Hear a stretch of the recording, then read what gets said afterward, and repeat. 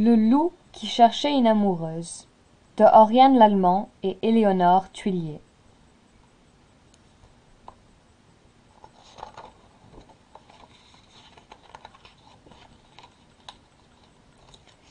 Il était une fois un gros loup noir, plutôt mignon, plutôt gentil, mais qui n'avait pas d'amoureuse.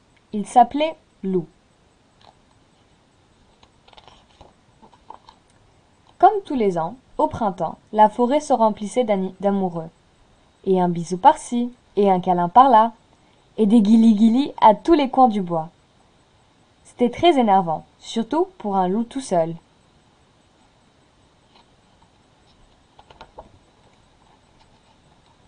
Un matin, Loup se regarda dans son miroir et pensa « Aujourd'hui, je vais trouver la louve de ma vie. » Mais comment faire? Il ne connaissait rien à l'affaire.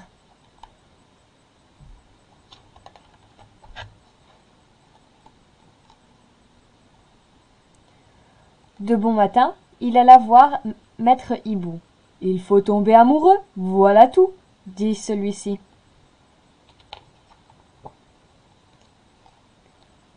Toute la matinée, Loup s'exerça à tomber. Aïe! Oui! À la fin, il était tout cabossé et avait mal partout. Mais il n'avait pas trouvé d'amoureuse.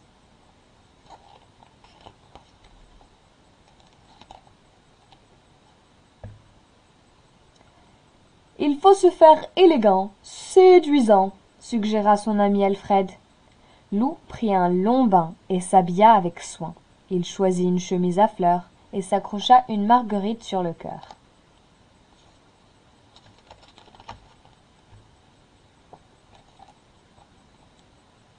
Il faut attirer l'attention et être original, phénoménal, expliqua son ami Valentin. Loup enfila ses lunettes noires de star et ses bottes de cow-boy.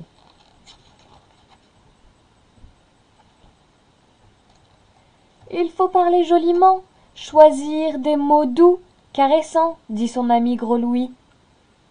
Louis courut acheter un livre de poésie. Il le lut en entier et apprit tous les poèmes où l'on disait « je t'aime ».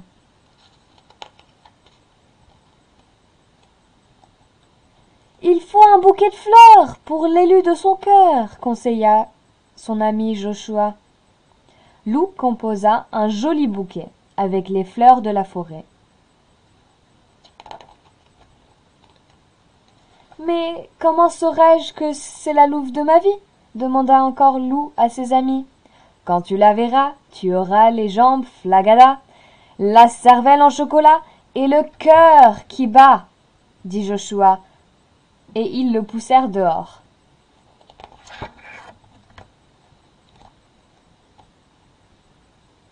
Ainsi équipé, Loup se promena dans la forêt.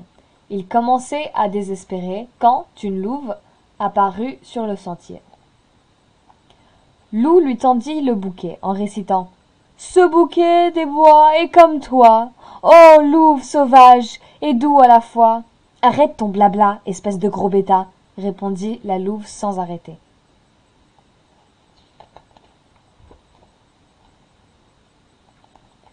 Loup resta planté au milieu du chemin. Il n'y comprenait plus rien. « C'est vraiment compliqué de trouver une amoureuse, soupira-t-il. Il s'assit pour enlever ses bottes, quand, soudain,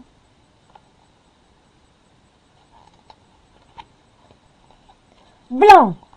Une louve très pressée lui rentra dedans.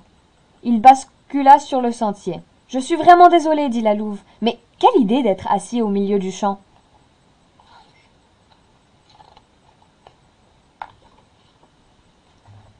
Loup se redressa, regarda la louve, et il sentit comme un petit clic à l'intérieur de son cœur. Un peu le bruit d'une porte qui s'ouvre. Clic.